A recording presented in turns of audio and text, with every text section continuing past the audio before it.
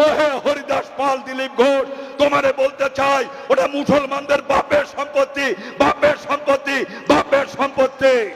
যে মুসলিম সম্প্রদায়ের মানুষ, আমি প্রশ্ন করতে চাই, যারা বিজেপিতে জয়েন করলেন, একবারের জন্য আপনারা ভেবে দেখেছেন যে এই দলে 294টা আসনের একজনও মুসলমান প্রার্থী দেয়নি বিজেপি?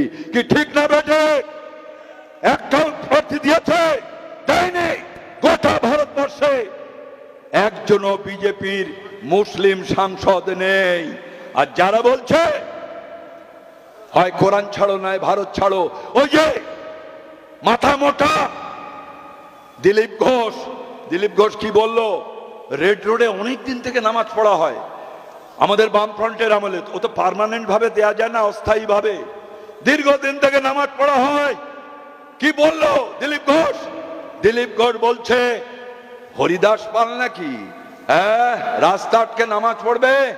হরিদাস পাল, দরকার হলে বাংলাদেশে যাও, পাকিস্তানে যাও, সরকার বদলেছে, লোক পাল্টেছে, বুঝে নাও, এখানে ওসব করতে দেব না।